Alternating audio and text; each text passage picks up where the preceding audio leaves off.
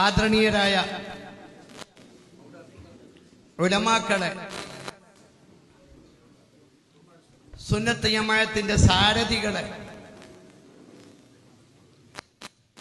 പ്രിയപ്പെട്ട സഹോദര സാരഥികളെ, സംഘടനയുടെ ആത്മാർത്ഥ പ്രവർത്തകരെ, സംഘാടകരെ, മറ്റു സഹോദരന്മാരെ,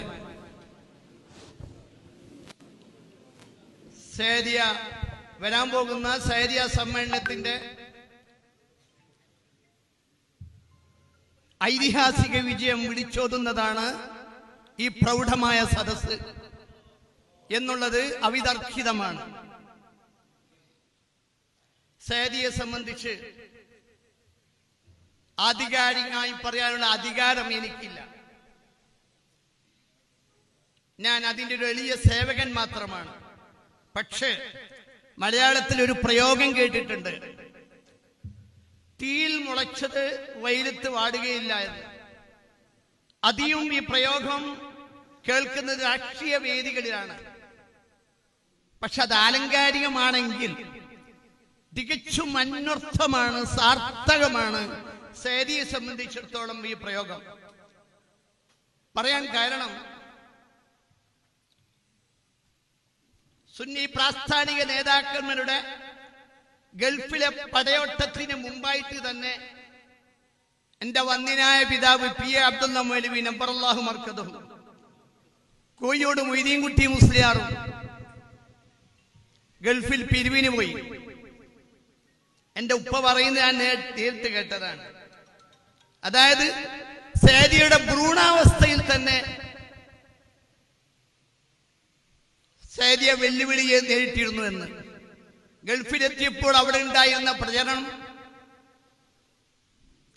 പട്ടിക്കാട് നിന്ന് പുറത്താക്കപ്പെട്ട ആൾക്ക് കൂടുകെട്ടുകയാണ് കാസർഗോഡ് വെച്ച് എന്ന്. അതാണ് അന്നത്തെ പ്രയോഗം. സൈദിയയുടെ ഇമെന്നുള്ള സ്ഥാപനം അത് നിലവിൽ വന്നിട്ടില്ല, അപ്പോൾ തന്നെ തുടങ്ങിയിട്ടുണ്ട്, തുടക്കത്തിൽ തന്നെ.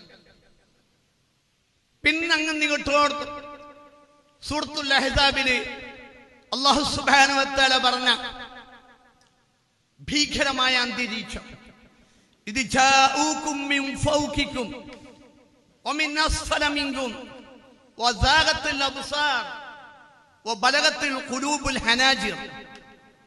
ശത്രുക്കൾ നിങ്ങൾക്കെതിരെ മേൽഭാഗത്ത് നിന്നും താഴ്ഭാഗത്ത് നിന്നും വന്ന നേരം ശ്രദ്ധേയമാണ്.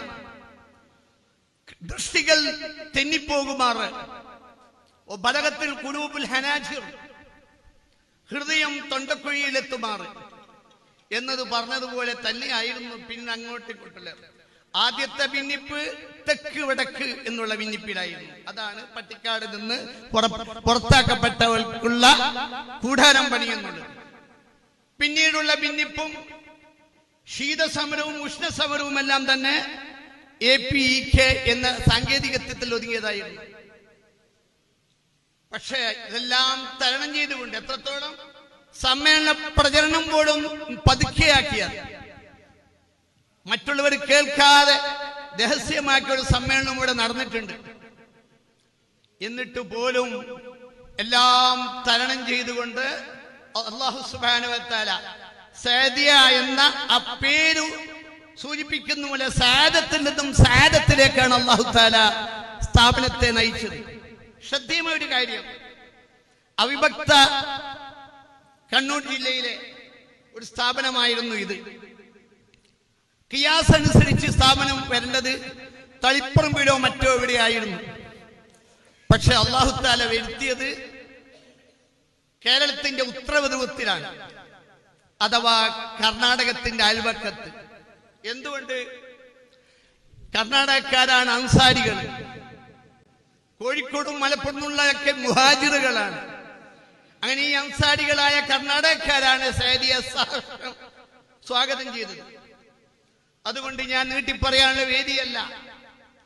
അതുകൊണ്ട് നിങ്ങളെല്ലാം ആത്മാർത്ഥമായി സൈദിയയുടെ ഐതിഹാസിക വിജയത്തിന് വേണ്ടി പരിശ്രമിക്കുമെന്ന് പ്രതീക്ഷിക്കുന്നു എന്ന് കാംക്ഷിച്ചുകൊണ്ട് അല്ലാഹു സുബ്ഹാനഹു വ തആല നമ്മുടെ ഈ വരാൻ പോകുന്ന സമ്മേളനത്തെ അതുല്യ സമ്മേളനമാക്കി തീർക്കട്ടെ എന്ന് പ്രാർത്ഥിച്ചുകൊണ്ട് ഞാൻ ഈ വേദി ഒരുക്കി തന്നതിൽ ഒന്ന് നന്ദി രേഖപ്പെടുത്തിക്കൊണ്ട് നിർത്തുന്നു. അസ്സലാമു അലൈക്കും വറഹ്മത്തുള്ളാഹി വബറകാതുഹു.